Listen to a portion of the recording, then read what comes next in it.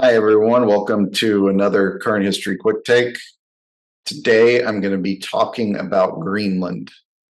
I don't think any foreign policy experts or analysts really thought they would be talking about Greenland a year ago, but here we are. And what brought this on is Trump, throughout his second term, has repeatedly talked about acquiring Greenland, which is the world's largest island, been claimed by Denmark for 600 years or so. Because, well, for two reasons. For an economic reason to secure Greenland's rare earth mineral resources, and for a security purpose of securing emerging Arctic shipping lanes and protecting from Russia and China. And the president has proposed for this, obtaining the island of Greenland or acquiring it, even over the objections of the Danish government. Now, I think the problems with this are pretty clear. Denmark, notwithstanding the fact that this is a sovereign territory of another nation, Denmark is also a military treaty ally, major European country that contributes significantly to European defense.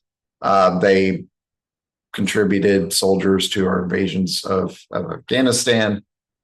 So this is a longstanding ally, and we've actually had a U.S. military presence in Greenland for a long time. There's currently a military base. It was formerly Thule Air Force Base, now called Patuxent Space Base, on the northern part of the island. And Denmark has said, they would welcome an expanded U.S. military presence. So, no problem there. And I would imagine the same would hold true that if American companies wanted to obtain mining contracts for the rare earth resources in Greenland, that could probably have been arranged. But the president has decided he wants to outright acquire it.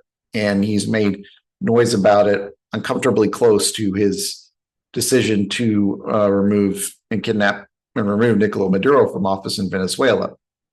So now everyone's kind of on edge and thinks, well, he isn't just talking crazy. He might actually do something with this. And now we've reached the point where the Danish government has had to issue statements clarifying that Greenland won't be going to the United States. And there was one conservative member of the Danish parliament who said the same thing. And now you have, Europeans talking about putting EU-aligned troops in Greenland to defend from a potential U.S. invasion. And I'd have to imagine Russia and Putin, who've been wanting nothing more than to drive a wedge between the United States and NATO, are looking at this as a very good development. This is just the weird thing about Greenland. And it's the same thing with Maduro. Like, there's an impulse that is correct as far as securing American interests, but the execution of it and the strategy actually undermines U.S. interests.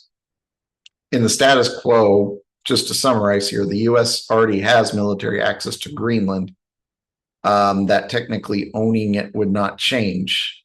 So we can already negotiate access to the mineral resources, which would take a decade to develop anyway.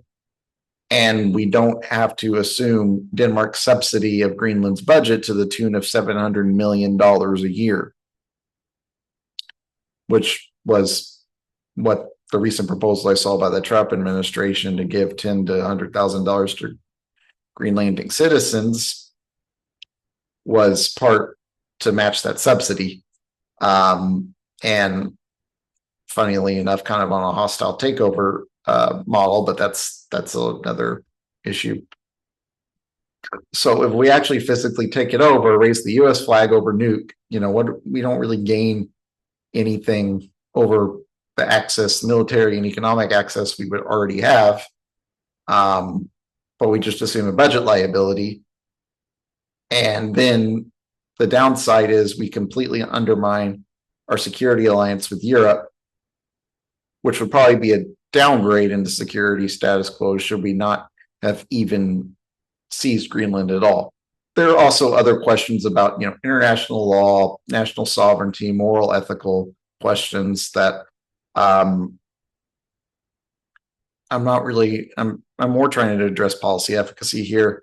But I will say that if you're going to make a move that ignores international law and violates the sovereignty of a treaty ally, I would hope that there would be at least some material benefit in there.